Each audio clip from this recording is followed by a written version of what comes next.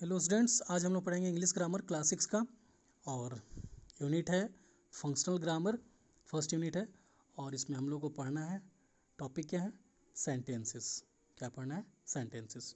तो आइए शुरू करते हैं हम लोग सेंटेंसेस के बारे में। पहले इसका इंट्रोडक्शन देख लेते हैं हम लोग। कह रहा है, in any language communication is possible through words that are string together to form sentences. किसी भी भाषा में अगर हम लोग किसी भाषा को अगर पढ़ना, किसी भी लैंग्वेज में अगर देखें, तो कम्युनिकेशन तभी पॉसिबल है जब तक बहुत सारे वर्ड्स क्या होंगे, एक दूसरे से जब तक बंधेंगे नहीं, जब तक एक दूसरे वर्ड का फॉर्मेशन नहीं होगा। बहुत सारे वर्ड मिल के वो एक सेंटेंस जब तक बनाएंगे नहीं, तब तक कोई भी कम्युनिकेशन पॉसिबल ही नहीं है, वो चाहे किसी भी लैंग्वेज में हो। दिस होल्ड्स गुड और bad, good for both verbal and written communication. और ये जो है दोनों के लिए, या तो ये आपके वर्बल के लिए हो या तो रिटेन कम्युनिकेशन के लिए, दोनों के लिए हमको आवश्यकता है कि कम से कम वर्ड्स का क्या हो, वो एक साथ कंबाइंड होने की ज़रूरत है। जब तक वर्ड्स कंबाइंड नहीं होंगे तब तक सेंटेंस नहीं बनेगा। जब सेंटेंस नहीं बनेगा, मीनिंगफुल सेंटेंस बनना चाहिए। और मीनिंगफुल सेंटेंस जब तक बनेगा नहीं, फिर हम लोग कैसे एक दूसरे से कम्युनिकेट कर पाएंगे, तो ये हमको देखना है। In writing any language some symbols are used that represent certain sound. In writing any language some symbols, किसी भी लैंग्वेज में कुछ सर्टेन ऐसे साउंड है जिसको हम लोग रिप्रेजेंट करने के लिए कुछ सिम्बॉल का हम लोग यूज़ करते हैं। These sounds are combined together to make words. और यही साउंड है कंबाइन करके क्या बनते हैं, कुछ वर्ड्स बनते हैं। A group of such symbols are combined to make a graphical representation of word. और यही ग्रुप ऑफ जो सिम्बॉल है, ये सब क्या होते हैं, एक साथ कंबाइंड होकर एक ग्राफिकल रिप्रेजेंटेशन बनते हैं, किसके, एक वर्ड के। The entire group of symbol used in a language are its alphabet. और जितने सारे ये पूरे के पूरे जो ग्रुप ऑफ सिम्बॉल हैं, ये सब क्या होते हैं, एक लैंग्वेज में यूज होते हैं, जो इसके क्या हैं, वो अल्फ़ाबेट है। आगे पढ़ते हैं हम लोग और बेहतर समझ में आएगा। A sentence is an important feature of a language. Sentence क्या है, बहुत ही इंपॉर्टेंट फीचर है हमारे लैंग्वेज का। और sentence is a group of words that makes complete sense.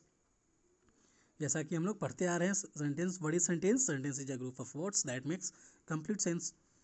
But एक ऐसा ग्रुप ऑफ वर्ड्स होना चाहिए, सेंटेंस क्या होना चाहिए, ग्रुप ऑफ वर्ड्स होना चाहिए जिसका क्या हो, जिसका एक कंप्लीट सेंस जिसका निकलता हो। Read the following sentence. आप हमको ये सेंटेंस पढ़ना है। A habit good is walking. क्या दिया है? A habit good is walking. क्या आपको इसका मतलब समझ में है? नहीं ना?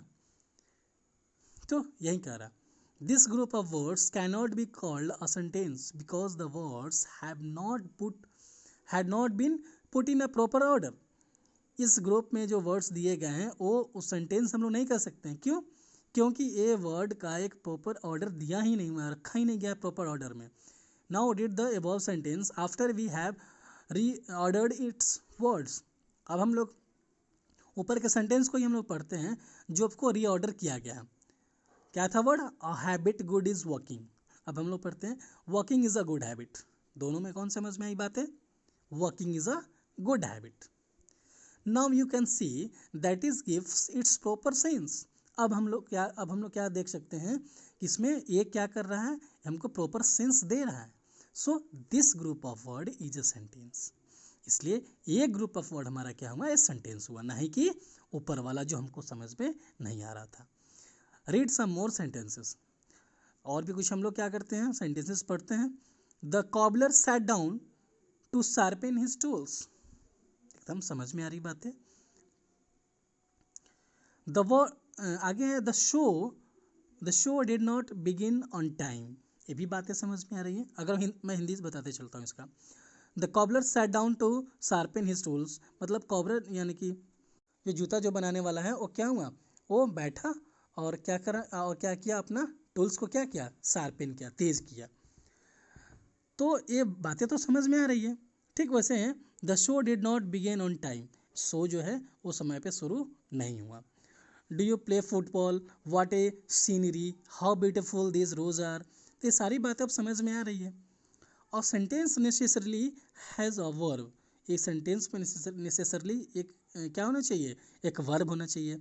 बिसाइड्स मतलब इसके अतिरिक्त, और सेंटेंस में also have a subject an object और अ कंप्लीमेंट। मतलब इसके अलावा वर्ब के अलावा भी सेंटेंस पे क्या होना चाहिए, एक सब्जेक्ट होना चाहिए, ऑब्जेक्ट होना चाहिए, ऑब्जेक्ट बोले या एक कंप्लीमेंट बोले। नोट में देखते हैं, a sentence begins with a capital letter and ends in a full stop, mark of interrogation और मार्क ऑफ एक्सक्लामेशन। एक सेंटेंस क्या होना चाहिए, बिगिन होना चाहिए कैपिटल लेटर से और एंड होना चाहिए फुल स्टॉप से, या तो क्वेश्चन मार्क से, इंट्रोगेशन मार्क जिसको बोलेंगे, या तो मार्क ऑफ एक्सक्लामेशन से। इसके कुछ एक्सरसाइज दिए हैं, आप लोग कोशिश कीजिएगा इसको रीअरेंज करने का, और जो भी इसमें दिया है कोशिश कीजिएगा आप लोग करने का। आगे हम लोग पढ़ते हैं types of sentence. A sentence can perform 4 types of function. एक सेंटेंस 4 तरह का फंक्शन क्या कर सकता है, 4 टाइप का फंक्शन परफॉर्म कर सकता है। So there are 4 types of sentences, इसलिए वो 4 प्रकार के होते हैं। फर्स्ट है डिक्लेरेटिव सेंटेंस। क्या है, डिक्लेरेटिव सेंटेंसेस।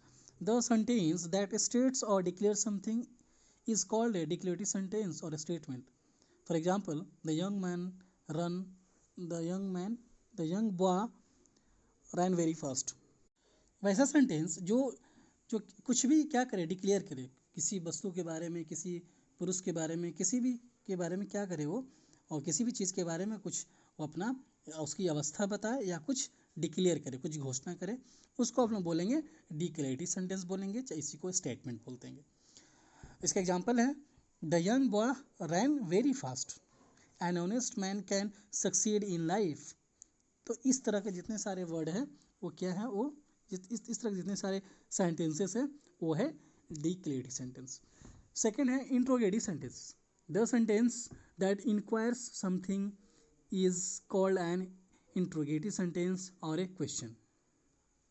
ये जो सेंटेंस है क्या करेगा, ये इंक्वायर्स करेगा, कुछ पूछताछ करेगा, ठीक है ना, कुछ पूछेगा किसी के बारे में, समथिंग कुछ भी पूछेगा वो, तो ये क्या कहलाएगा, इंट्रोगेटिव सेंटेंस कहलाएगा।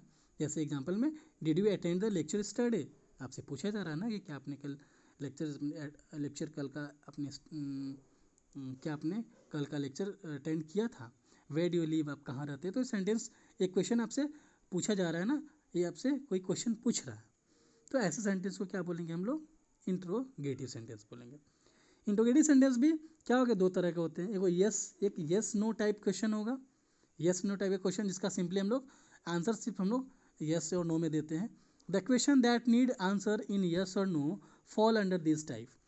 इस तरह का जिसमें हमको यस और नो में हम लोग जिसका रिप्लाई करते हैं उस टाइप के आएंगे। जैसे कि can I have your pen, तो can I have your pen, क्या मैं आपका पेन ले सकता हूँ, तो आंसर ये हो सकता है या तो हाँ या तो ना। अगर येस देन क्या बोलेंगे, येस यू कैन, और नहीं तो no you can not.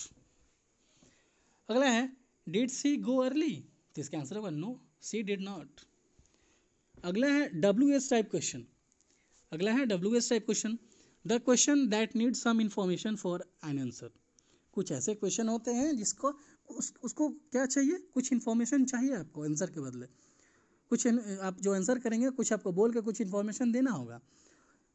Fall under this type, ये किस में आते हैं, ये WH टाइप क्वेश्चन में आते हैं। This question begin with a question word, ये किससे शुरू होते हैं, एक क्वेश्चन वर्ड से शुरू होते हैं। क्वेश्चन वर्ड किसको बोलते हैं, WH से, यानी कि when, where, who, what, how many, which, etcetera, ये सारे एग्जाम्पल है इसके। जैसे who has brought this chair, इस कुर्सी को किसने लाया है, तो इसका आंसर क्या होगा, पूजा हैज़ ब्रॉट दिस चेयर, पूजा ने इस कुर्सी को लाया है। वाई इज सो हैप्पी, वो इतना खुश क्यों है, तो इसका आंसर देना होगा कि उसका रीज़न बताना होगा। नहीं, इसके बारे में क्या है, ये आपसे क्वेश्चन किया है तो कुछ इन्फॉर्मेशन आपसे चाह रहा है, तो आपको बताना होगा he is so happy because he was von a lottery, वो इसलिए खुश है क्योंकि आज उसने एक लॉटरी जीता है। तो ये आपका हो गया WH क्वेश्चन। तो ये आपका इंट्रोगेटिव सेंटेंस है। इंट्रोगेटिव सेंटेंस में 2 टाइप के होते हैं क्वेश्चन, एक तो यस नो टाइप क्वेश्चन होते हैं, एक WH टाइप क्वेश्चन होते हैं। थर्ड नंबर हम पढ़ते हैं imperative sentence. A sentence that can order और request is called an imperative sentence.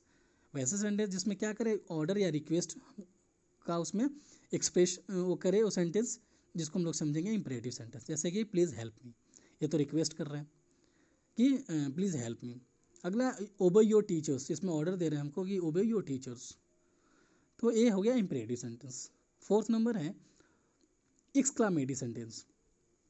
A sentence that can express some strong or sudden feeling is called an exclamatory sentence. एक ऐसा sentence जो क्या करे, एक स्ट्रॉन्ग या सडन फीलिंग को क्या करे, वो एक्सप्रेस करे, उसको हम लोग बोलेंगे एक्सक्लामेटरी सेंटेंस। जैसे bravo you have played well, how beautiful this toy, और ये क्या है, ये एक्सक्लामेशन मार्क के साथ ये क्या हो रहा है, एंड भी हो रहा है। तो एक्सक्लामेटरी सेंटेंस एक्सक्लामेशन मार्क के साथ एंड होगा और या एक्सक्लामेशन वर्ड के साथ एंड होगा। इम्परेटिव सेंटेंस फुल स्टॉप के साथ एंड होगा। इंट्रोगेटिव सेंटेंस एक क्वेश्चन मार्क के साथ एंड होगा और डिक्लेरेटिव सेंटेंस फुल स्टॉप के साथ ये एंड होगा। तो इसकी एक्सरसाइज है, इसका एक्सरसाइज आप लोग कोशिश कीजिएगा बनाने का। तो मिलते हैं अगले वीडियो में। Okay, thank you.